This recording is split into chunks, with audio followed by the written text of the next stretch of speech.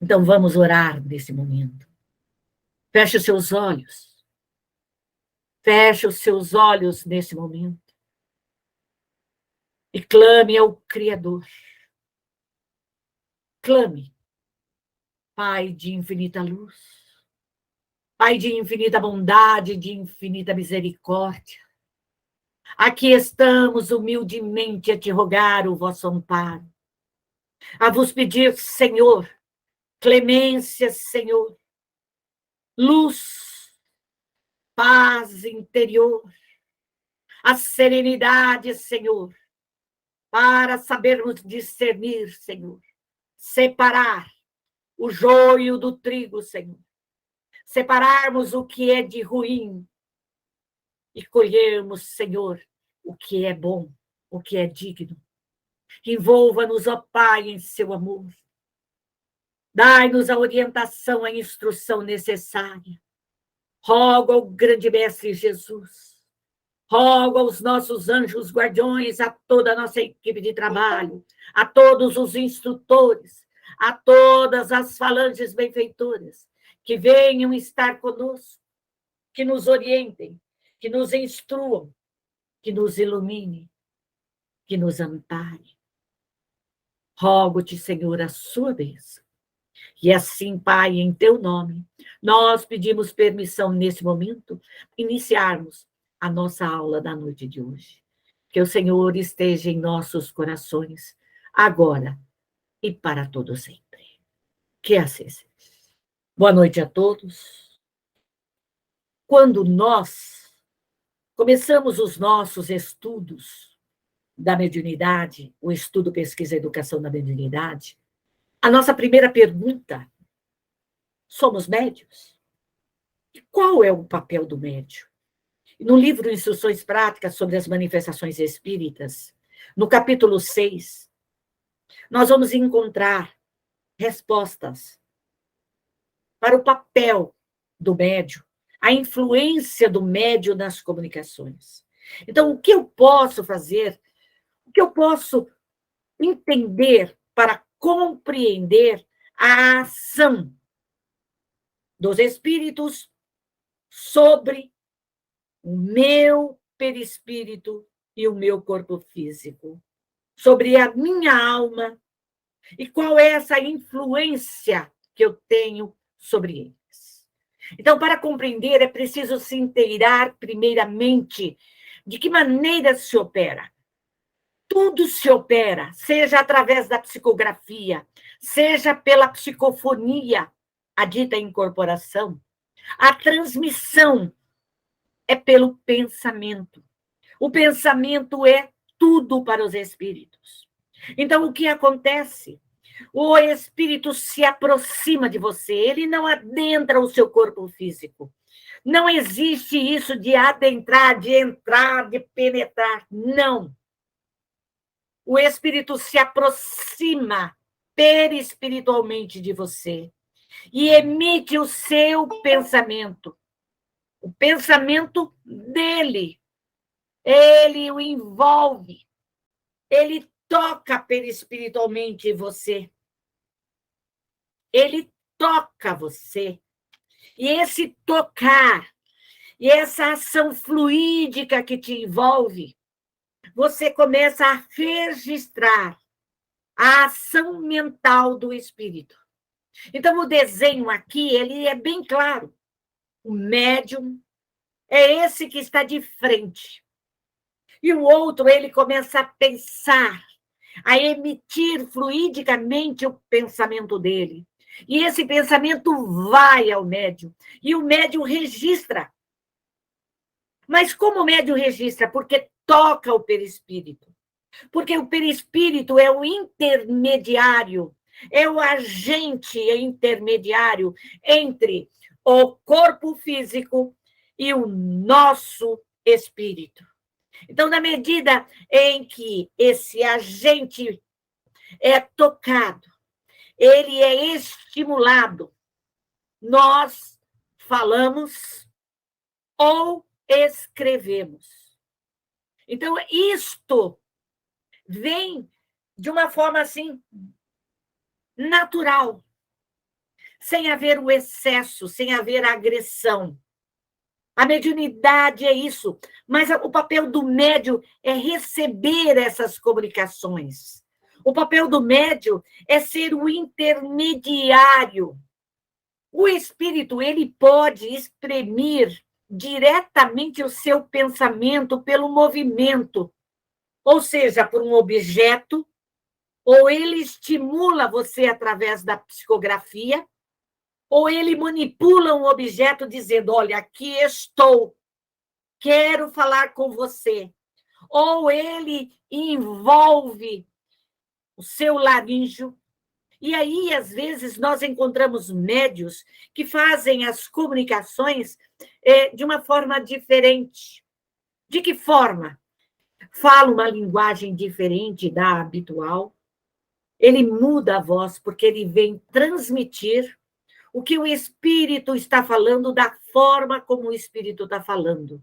Ou ele transmite esse pensamento e o médium, que é um intermediário do espírito, recebe essa atuação fluídica, identifica a qualidade desse fluido, identificando a alma do médium, registra e ele passa a mensagem através da psicografia ou da psicofonia.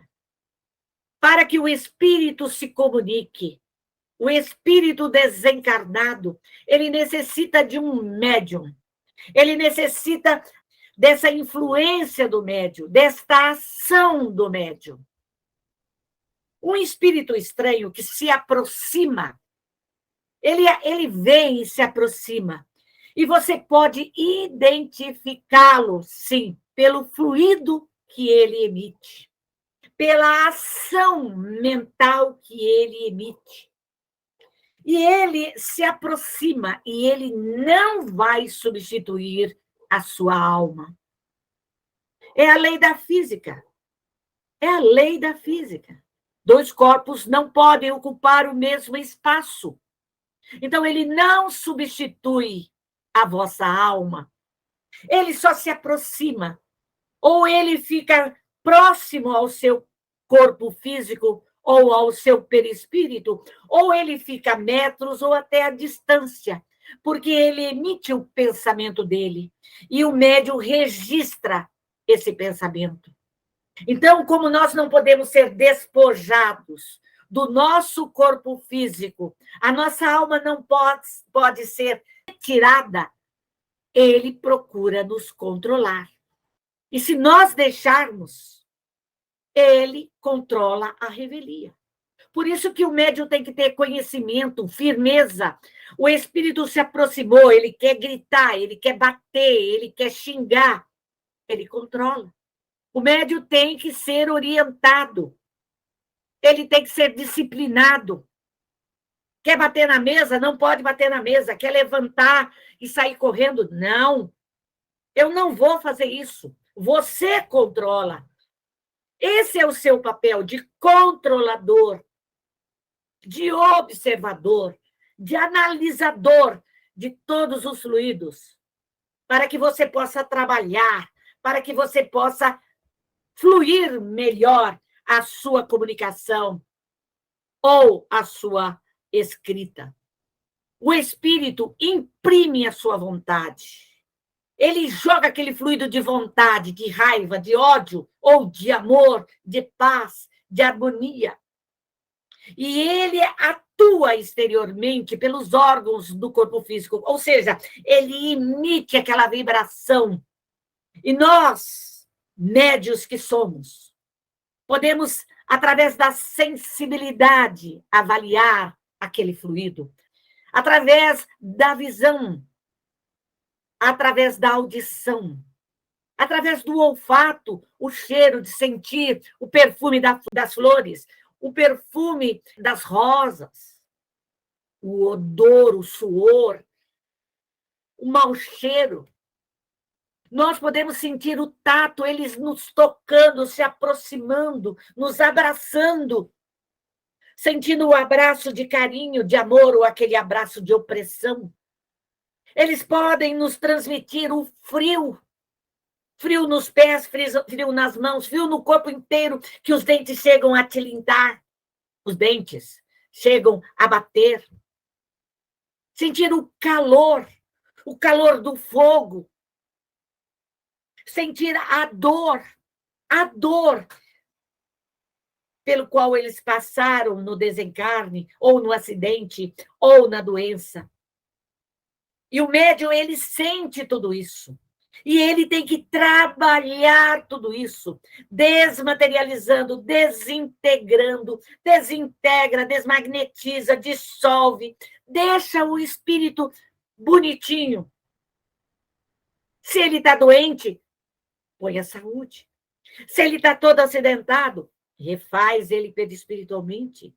Se ele foi enforcado ou ele foi mutilado por alguma coisa, refaça ele perispiritualmente. Se ele está bravo, se ele está angustiado, revoltado, acalma, sereniza. Esse é o papel do médium. Não é se entregar e dizer, o espírito está sem cabeça, eu também estou sem cabeça, e começa a fazer aquele alarido na casa espírita. Não. Se o espírito está sem cabeça, vamos trazer a cabeça dele de volta. Vamos refazer a cabeça dele de volta. E eu garanto, médio, que você vai sentir até o acoplamento da cabeça dele no pescoço. Você vai acalmá-lo, serenizá-lo, tranquilizá-lo. Esse é o papel do médium. O médium influencia muito nas comunicações. Mas também o médium, o espírito encarnado, pode perfeitamente ter consciência da ação exercida sobre ela do espírito estranho. Por quê? Porque nós somos médiuns conscientes. Na época de Kardec, 90%, ou até mais, eram médiuns inconscientes. E hoje, tudo mudou. É raro encontrarmos médiuns inconscientes, semiconscientes. Mas a maioria, 99,9%, são médiuns conscientes. Eu sei o espírito que está do meu lado, eu sei o que ele está falando, o que ele está sentindo, a dor que ele está sentindo, porque eu sinto. Então eu tenho que me controlar. Se eu estou num trabalho mediúnico, eu tenho que me controlar. Se eu estou dentro do meu lar e sinto a presença desse espírito, eu vou orar. Eu vou chamar toda a minha equipe de trabalho, eu vou chamar todos os benfeitores, e vou socorrer, vou abrir a bacia das almas, eu vou abrir a consolação, a regeneração, a redenção. Eu vou limpar esse espírito, eu vou socorrer essa falange. Não importa onde eu esteja. E Kardec também vem nos colocar que a alma, nossa alma, ela tem um papel importante, às vezes passiva. E essa passividade, ela não pode ser aquela passiva de se deixar entregar de uma forma, não. A passividade é estar atento. A qualquer momento nós tomamos medidas. Se é na incorporação, nós ficamos em alerta. Deixamos o espírito falar, deixamos o espírito se comunicar, mas estamos ali para cortar na hora certa, para fazer ele ficar quietinho, para que possamos fazer toda a higienização nele, para que ele tenha consciência que ali está num local de respeito, dentro da casa espírita ou dentro do nosso lar. Pode não ter consciência, às vezes, o médium do que escreve e do que fala. Pode. Chico Xavier era um deles, que tinha sua mediunidade inconsciente.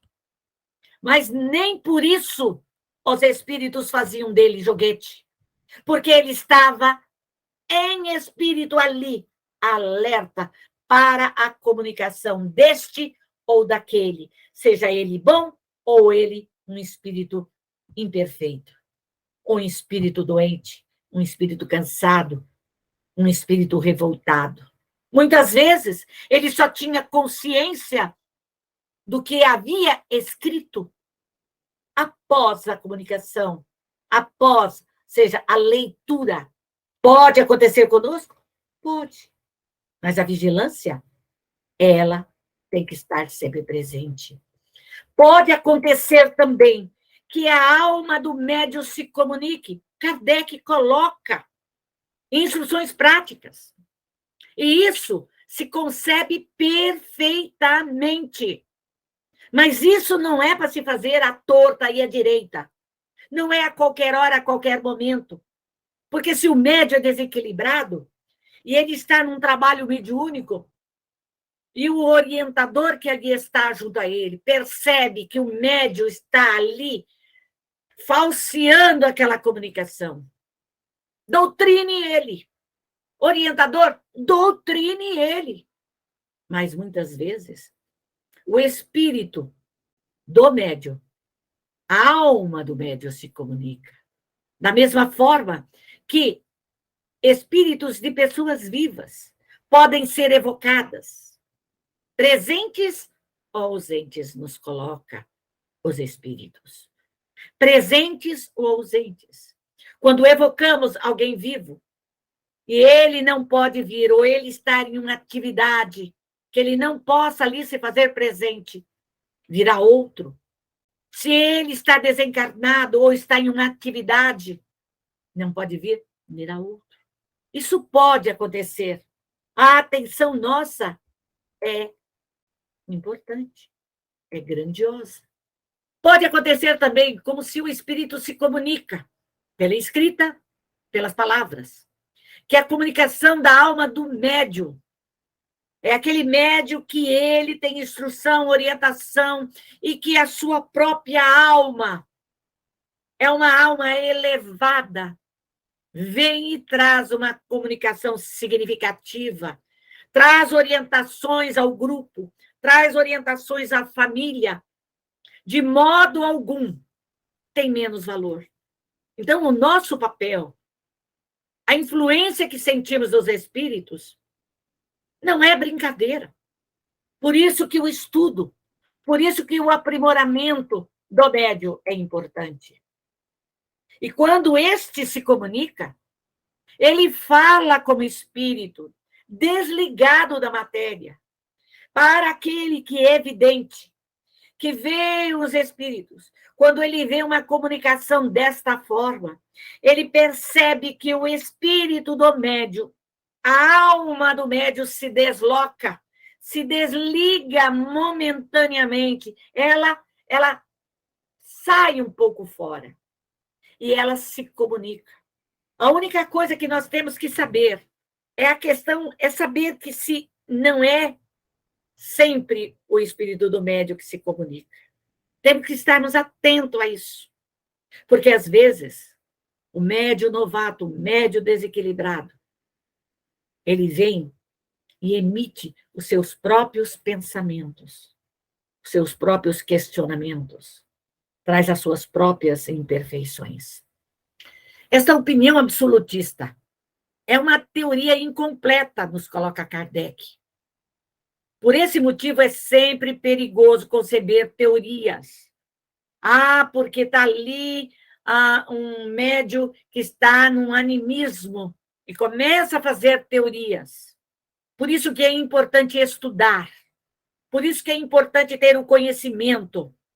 Sem análise, sem conhecimento profundo, você está jogando pérolas aos porcos. Só podemos ver uma face. Então, não adianta você só querer ver um lado, só um lado, e não aceitar a verdade. Isso é muito importante. Aquele médium, ele está se comunicando sempre, e ali não tem um espírito. Comece a observar, comece a questionar os espíritos. E você vai ver ali se o fato é real ou o fato não é real. Essa intervenção estranha, ela não pode ser duvidosa. Uma pessoa que não sabe ler ou escrever, um médium fala ou escreve em línguas que desconhece. Quantas vezes nós encontramos médiuns que desconhecem, que às vezes não sabem escrever e psicografam? Médios que desconhecem até a própria língua e falam línguas estrangeiras. Eu conheci um médio de cura, que aonde levava ele, levaram ele para o Japão. Ele falou japonês. Levaram ele na Alemanha. E ele falou alemão. A característica do médium é característica do médium. Aquele que vem e traz a mensagem de um africano, de um preto velho, de uma preta velha, traz as características de um índio, de um guerreiro, que há uma transformação perispiritual. Isso acontece. Esta ação fluídica envolve o médium. E essa envolvência, ela é grandiosa. Os pensamentos que exprimem são contrários ao seu modo de ver ou fora do alcance de sua inteligência. Quantas vezes nós encontramos pessoas simples que não estudaram e elas exprimem um conhecimento profundo do Evangelho, do Livro dos Espíritos, e não leem. Divaldo mesmo conta, no seu próprio filme, aquela senhora morena, que era a responsável pelo trabalho mediúnico. Ela oferece a ele o Livro dos Espíritos. E depois ele fica sabendo que ela não sabia ler, mas ela trazia o conhecimento, trazia a luz dos espíritos benfeitores. E esse espírito estranho que se aproxima, que fala todas as línguas, essas línguas são a expressão do pensamento. Ele pensa e fala. E o médium, por sua vez, quando ele recebe naquela linguagem diferente, se ele não sabe falar, ele pode pedir ao espírito: traduza para mim. Traduza, porque o pensamento é tudo. E o espírito vai traduzir, porque a linguagem espiritual é universal. E assim, nós vamos entender, compreender a ação dessa intervenção estranha. E a flexibilidade que tem para o que lhe é familiar. Então, aquele que recebe os pais, a mãe, o pai, a mãe, os parentes, os conhecidos, eles falam naquela linguagem de sempre. Aquela nossa avó, a nossa bisavó, o nosso tio, a nossa madrinha, a nossa mãe que retornou e está na espiritualidade, o nosso pai. Vai trazer um linguajar dele, da forma dele.